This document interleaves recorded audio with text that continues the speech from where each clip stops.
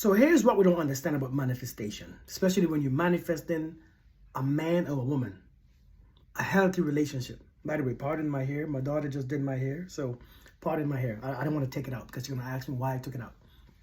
Check this out. Many of us, we're asking God for a healthy relationship, to send us this one person that we want. And the first thing is first, you have to figure out what you want. What do I want in a partner? What energies do I want? Somebody loving, affectionate, kind, sweet, honest, and all those things. We have a list.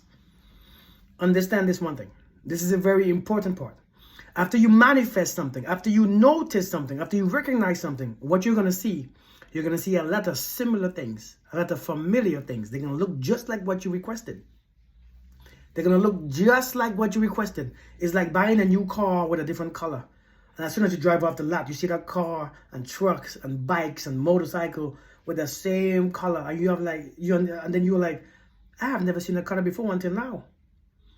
When you manifest something, you're going to see people come to you looking similar. You're going to even get confused and think, well, is this mine? Is this what God sent to me? Let me tell you the difference. The difference is this one thing. When it comes to manifestation, you must use your feelings, right? So you must feel. So while you are manifesting, you have to recognize that feeling. Seeing you and the person at the end, or in a relationship, holding hands and walking and talking and going to dinner, going to the movies. And as you visualize that, you're going to have this feeling. Listen, when a person comes to you, who's going to approach you, they look similar. They look like they have some of the lists, the things on the list that you asked for. They have the kind and the romantic, and they might be affectionate. But the difference is this. You see that feeling that you had when you was manifesting them? You see that feeling that you had at the end results? This feeling, the specific feeling? Well, that was the frequency that you actually going to experience. Now, when you meet this person in real life, if the person don't bring you that same experience, that same feeling, it is not them. See, many of us fall for the trap.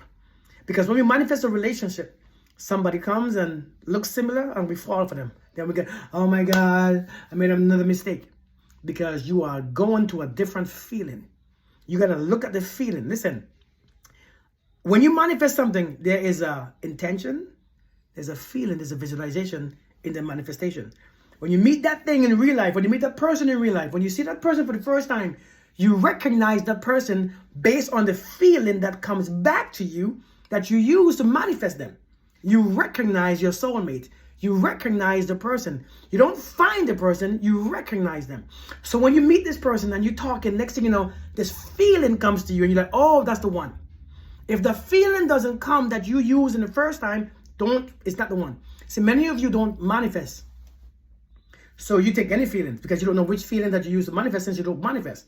If you don't manifest with a feeling, a specific feeling, then when you meet somebody, you don't know what feeling that you are feeling, so you take them. They look right, they sound right, they're saying the right things, and then you be with them again, and then you lost yourself again completely. You have to know what you want. Have the intention, have the visualization, and have the feeling. And only then, the feeling will magnetize that person and bring them to you. Because it magnetizes the energy, okay? It magnetizes the energies. So what you are feeling, you're feeling somebody who's kind, loving, affectionate, that feeling, and then that feeling matches that energies in what you are requesting. Then when you meet that person, that energy, you're going to feel the same thing. Now that person probably won't look the way how you want them to look. They won't have the same Barry White voice. They won't be 6 feet, or they won't have a big ass, or whatever else. But the energies, that affectionate, that affection stuff, that nice and that kindness, it will be there. That's yours. You got to trust that experience. But first, before you trust that, you have to trust this. Trust this feeling. I'm just telling you all. That's why we go wrong. If the person don't feel the same, if a person comes to you after you manifested and they're not available, it's not them. Because a person not being available would bring you chaos, don't it? It brings you disturbance in your spirit. It brings you anxiety. It brings you stress. It is not them. That's not what you manifested. That's not what you asked for. When you actually was manifesting them, you felt calm and loving and kind and exciting. That's not the same feeling. It's not them. If you manifest somebody and somebody came and, you know, they in a relationship but they're not happy, that's not them.